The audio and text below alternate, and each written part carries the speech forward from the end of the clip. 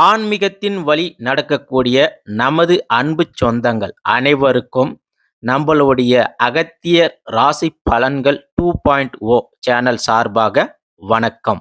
அன்பார்ந்த கடகம் ராசி அன்பர்கள் அனைவருக்கும் வணக்கம். பொதுவா ஒவ்வொரு ராசிகளுக்கும் ஒவ்வொரு சிறப்பு இருக்கு, சிறப்பு பெற்று இருக்கிறாங்க. அந்த வகையில இந்த கடகம் ராசி உண்மையிலே நீங்க யாரு? உங்களுக்கு ஏன் இந்த நிலைமை? அதே போல உங்களுடைய உண்மையான முகம் என்ன? அதாவது உங்களுடைய ஒரிஜினல் கேரக்டர் என்ன அப்படிங்கிறத பற்றி தான் இன்னைக்கு நம்ம பார்க்க போகிறோம்.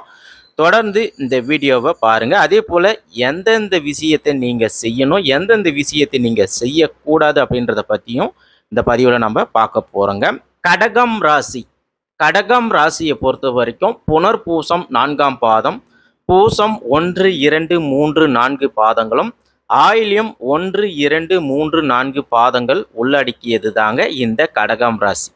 அதே போல உங்க ராசிக்கு அதிபதியாக சந்திர பகவான் வராருங்க. சந்திர பகவானுக்கு உரிய தெய்வம் என்ன அப்படின்னு பார்த்தீங்கன்னா அம்பிகை அப்படிங்கிறது உங்களுக்கு எல்லாருக்குமே தெரியும். அதே போல ஒருத்தர் ஜாதகத்துல கோவிலை கட்டி அதற்கு கும்பாபிஷேகம் செய்யக்கூடிய அமைப்பு இருக்குன்னா அது வேற யாருக்கும் இல்லைங்க, கடக ராசிக்கு தாங்க இருக்கு. உங்களுக்கு தான் அந்த தகுதி இருக்குங்க. அடுத்ததா உங்களுடைய குணங்கள் அப்படின்னு பார்த்தீங்கன்னா ரொம்பவே நல்லவங்க, நீங்கள் நல்ல குணம், அமைதியானவங்க, அதே போல் ஒழுக்கமாக இருக்கணும்னு எண்ணக்கூடியவங்க, இரக்க குணம் உடையவங்க, விட்டு கொடுத்து போகிறது, தியாகம் செய்யறது, இது எல்லாமே உங்களுடைய குணங்களுங்க. அதே போல் மற்றவங்களுக்கு உதவி செஞ்சு அழகு பார்க்கறதுல உங்களை விட்டால் வேற ஆளே கிடையாதுங்க. அதாவது இந்த 12 ராசிகளில் உங்களை விட்டா வேற எந்த ராசிக்கும் அந்த இடம் கிடையாதுங்க. அதே போல மற்றவங்களுக்கு ஒரு பிரச்சனை, ஒரு உதவின்னா ஓடி வந்து முதல் ஆளா உதவி செய்யக்கூடியவங்களும் நீங்க தாங்க. உங்களை அடிச்சுக்க ஆளே கிடையாதுங்க. அதே போல ஒரு பிரச்சனை வருதுன்னா அந்த பிரச்சனையை தன்னுடைய தந்திரத்தால தெளிவா அந்த பிரச்சனையை சால்வ் பண்ணக்கூடிய ஆற்றல் உடையவங்களும் நீங்க தாங்க கடகராசி அன்பர்களே. பொதுவா நீங்க வைகாசி மாதம், ஆவணி மாதம், தை மாதம் இந்த 3 மாசத்துல பிறந்து இருந்தீங்கன்னா உங்களுடைய லக்னம், அதாவது ரிஷப லக்னமாகவும், துலாம் லக்னமாகவும், மகரம் லக்னமாக இருந்துச்சுன்னா குரு பகவான் இதே இந்த கடகராசிலையும் சரி, உங்களுக்கு மீனராசிலையும் இருந்தாங்கன்னா உங்க வாழ்க்கை அதிர்ஷ்டமாக இருக்கும். உங்களுக்கு அதிர்ஷ்டத்துக்கு போகக்கூடிய, உச்சத்துக்கு போகக்கூடிய வாய்ப்பு அதிகமாக இருக்குங்க. அடுத்ததா நீங்க எப்போ பார்த்தாலும் ஏதாவது ஒரு சிந்தனையிலே இருப்பீங்க. அது ஒரு பிரச்சனை சார்ந்து இருக்கலாம், குடும்பத்தை சார்ந்து இருக்கலாம், வேலை சார்ந்து இருக்கலாம், ஏதாவது ஒரு சிந்தனையில் இருப்பீங்க. அதே போல தாய் பாசம் உடையவங்க நீங்க தாங்க. அடுத்ததா குரு பகவான் உச்சம் பெற்று இருக்கிற ஒரே ஆளு நீங்க தாங்க. சில பேர்ல நினைப்பீங்க, ஏன்டா கடகராசியில பிறந்தோம், சாபக்கேடு அப்படின்லாம் நினைப்பீங்க. அது தவறுங்க.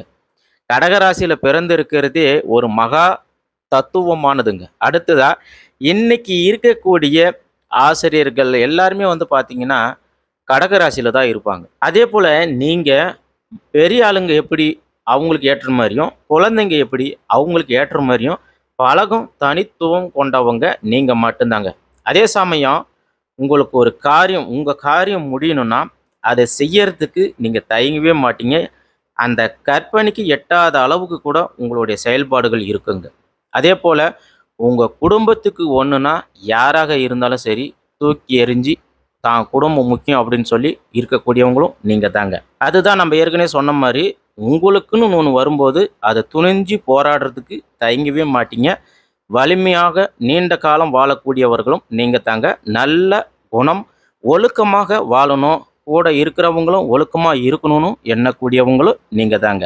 பொதுவா கடகராசி அன்பர்கள் நீங்க இப்போதைக்கு உங்களுக்கு உடல் சம்பந்தமான உபாதைகள் அதிகமாக இருக்குன்னா, ஏன்னா உங்களுக்கு கோச்சாரப்படி கண்டக சனி இதுதான் உங்களுக்கு முக்கியமான காரணமே தவிர மற்ற எதுவும் இல்லைங்க. நல்லா புரிஞ்சுக்க, கண்டக சனியால தான் உங்களுக்கு உடல்நல பிரச்சனைகள் ஏற்படும். அடுத்ததா உங்க கிட்ட இருக்கிறத மற்றவங்களுக்கு கொடுத்து அவங்கள சந்தோஷப்படுத்தி பார்க்கறது உங்களை விட்ட ஆளே கிடையாதுங்க கடகராசிக்காரர்களே. இது உண்மையா இல்லையா? கமெண்ட் பாக்ஸில் பதிவிடுங்க. அதே போல் நல்ல வேகம், விவேகம் உடையவங்களும் நீங்கள் தாங்க.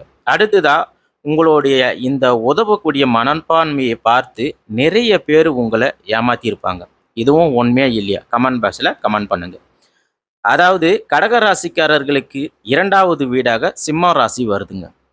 இதில் சிம்ம ராசிக்கு சூரிய பகவானுடைய வீடாக அமைஞ்சிருக்குங்க. ஸோ கடகராசி அன்பர்கள் பொதுவாக குடும்பத்தில் நீங்கள் வச்சது தான் சட்டம் அப்படின்னு இருப்பீங்க. நேர்மையாக இருக்கணும், நியாயமாக இருக்கணும், ஒழுக்கமாக இருக்கணும் அப்படின்லாம் இருக்கக்கூடியவங்க நீங்கள் தாங்க.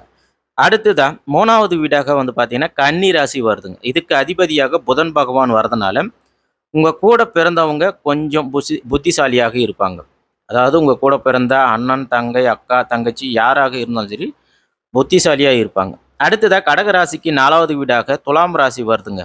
இதுக்கு அதிபதியாக சுக்கிர பகவான் அப்படிங்கிறதுனால உங்களை பொறுத்த வரைக்கும் தாய் மீது ரொம்பவே அதிக பற்று இருக்கக்கூடியவர்களாக நீங்கள் இருப்பீங்க. தாய் உங்கள் மேலேயும் ரொம்ப பற்று அதிகமாக வச்சுருப்பாங்க. 2 பேருமே ஒருத்தர் மேலே பாசம் அதிகமாக இருந்தாலும் விட்டும் கொடுக்க மாட்டீங்க. அதே போல் இந்த உலகத்தில் உள்ள மிக சிறந்த தாய் அப்படின்னு தேடினீங்கன்னா கண்டிப்பாக சொல்கிறேங்க, கடகராசி ஆண்கள் பெண்கள் நீங்களாக தாங்க இருப்பீங்க. தாய்க்கு உதாரணமாக தாய் பாசத்துக்கு உண்மையாகவே எடுத்துக்காட்டாக இருக்கக்கூடியவங்க கன்னிராசிக்காரர்கள் மட்டும்தாங்க. வேறு எந்த ராசியுமே கிடையாது.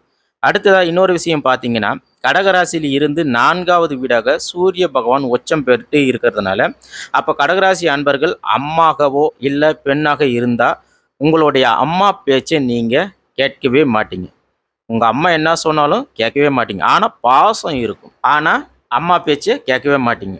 கடகராசி இது ஒரு நீர் ராசி அப்படிங்கிறதுனால மற்ற நீர் ராசியாக வரக்கூடிய விருச்சிக ராசி, மீனம் ராசி இந்த ராசிகள் உங்களுக்கு ஒரு நல்ல பொருத்தமாக இருக்கக்கூடிய ராசியாக இருக்குது. அதே போல் கடகராசியில் இருக்கக்கூடியவங்களே கடகராசி ஆணு கடகராசி பெண்ணாக இருந்தாங்களோ உங்களுக்கு பொருத்தம் சிறப்பாக இருக்குது. அதே போல் கடகராசியில் இருக்கக்கூடிய பெண்களுக்கு கன்னி ராசியில், மகர ராசி, ரிஷப ராசியில் பிறந்தவங்க அவங்கள நீங்கள் திருமணம் செஞ்சீங்கன்னா உங்களுடைய உறவு மிக சிறந்ததாக இருக்கும். உங்கள் லைஃப் ரொம்பவே நல்லா இருக்கும். அதே போல் கடகராசிக்கு பொருந்தாத ராசி அப்படின்னு பார்த்தீங்கன்னா மகர ராசி. அதாவது காற்று மற்றும் தீ ராசிக்காரர்களுடன் உங்களுக்கு உறவை தொடர அதிக போராட வேண்டி இருக்குங்க.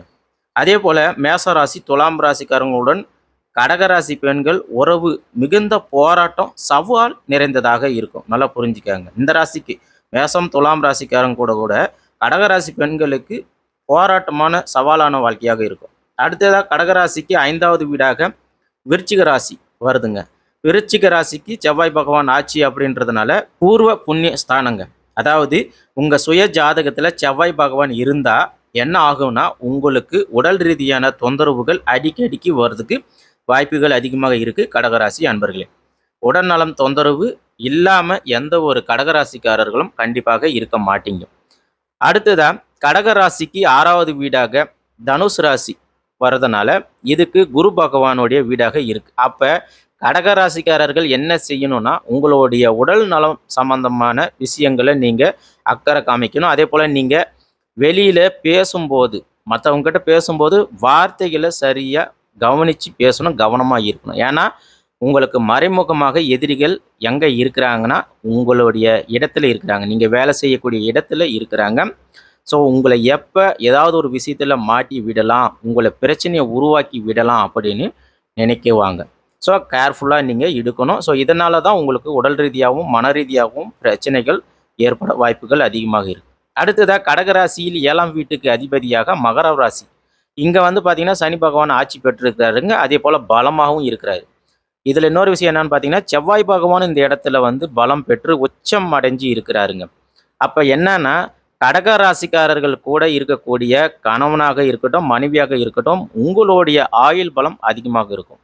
அதாவது உங்கள் துணையாருடைய ஆயுள் பலம் அதிகமாக இருக்கும். அதே போல் உங்களுக்கு செவ்வாய் பகவான் பலமாக இருக்கிறதுனால கலஸ்திரஸ்தானம் அப்படிங்கிறதுனால உங்களை நல்லா பார்த்துக்கிறவங்க கணவனாகவோ மனைவியாகவோ அமைவாங்க.